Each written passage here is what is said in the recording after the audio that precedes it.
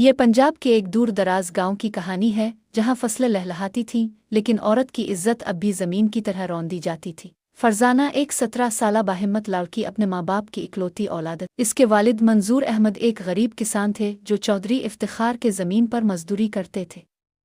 चौधरी गांव का बासर ज़मींदार था जिसके पास ज़मीन भी थी, बंदूक भी, और अफसोस के ज़मीर नहीं था। फरजाना रोज़ अपने बाप के साथ खेतों में जाती, काम करती और वापस आती। इसकी माँ बचपन में फौत हो गई थी और यूं वो अपने वालिद की ही न सिर्फ बेटी थी बल्कि माँ का साया भी। एक दिन जब फरजाना अकेली खेत पर थी, चौधरी इफ्तिखार वहां आया। इसने बहाने से कहा कि फसल के हिसाबात दुखाने हैं। मासूम फरजाना ना समझी कि चौधरी की नीयत कुछ और है। चौधरी ने इसकी इज्जत पर हमला किया। वो चीखी चलाई, हाथ जोड़े, लेकिन चौधरी के दरिंदा सिफत हाथ ना राखे। इस दिन एक बेटी की चीखें खेतों में गुम हो गईं और उसकी खामोशी ने पूरे गांव को अंधा बना दिया। फरजाना की दुनिया अंधेर हो गई। वो टूट चुकी थी मगर हारी नहीं थी। गांव की रवायत के मुताबिक वो चुप रहती तो शायद सब भूल जाते, मगर उसने खामोशी तोड़ दी। फरजाना ने सबसे पहले अपने वालिद को सब कुछ बताया। मंजूर अहमद का दिल फट गया, मगर वो बेबस था। चौधरी के खिलाफ कौन जाता?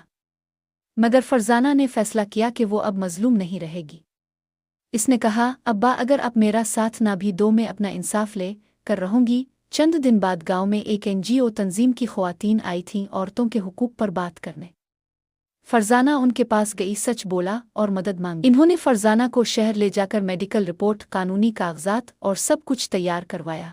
चौधरी को इल्म नहीं था कि एक खामोश लड़की उसकी बर्बादी का बाइस बनने वाली है। फरजाना ने चौधरी के खिलाफ अदालत में केस दायर कर दिया।